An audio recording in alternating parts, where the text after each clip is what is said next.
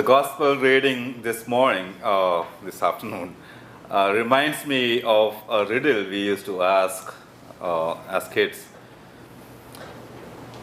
A boy is sitting on a tree branch, and a snake is above his head waiting to strike. And at the same time, a lion is roaring hungrily at the foot of his tree. On the other side is a lake wherein two crocodiles are waiting to satisfy their growling stomach. There is also a gun within his reach, which the boy can use. How can the boy save his life? The kids would come up with several solutions, like use one hand to hold the snake and throw it on the lion to scare him away. Or kill the lion with the gun and feed the crocodile and you're free. But here is the best solution. Just wake up. You are dreaming. The gospel warns us about the end times. The stories of Noah and the flood and Lot and the fate of his wife and the destruction of Sodom mentioned in today's gospel passage were part of the folk memories of Israel.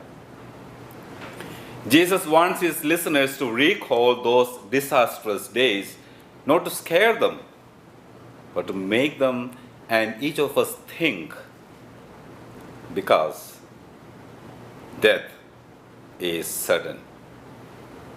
We know it now than ever. The question is, how are we living?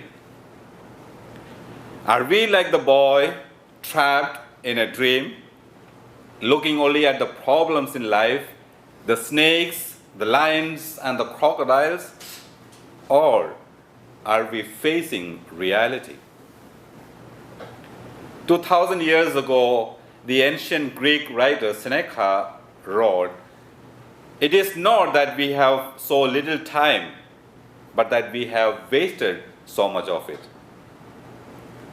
Centuries later, St. Paul wrote to the Ephesians, "Look carefully then how you walk, not as unwise men, but as wise, making the most use of the time."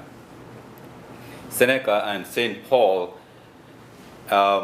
assume that time has quantity, that time can be used, that we have been allotted a certain amount of time, and that we can choose to use that time wisely.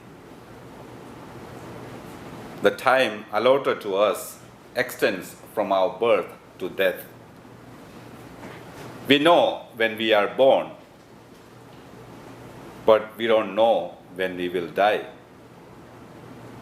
St. Paul uses the certainty of our death to illuminate our lives. God invites us to rededicate ourselves to receiving in love the opportunities to choose paths for bearing the fruits of love and holiness in our families. Acknowledging that our time will end in death, let's wake up to reality and make the best use of our time. May the Lord bless our families.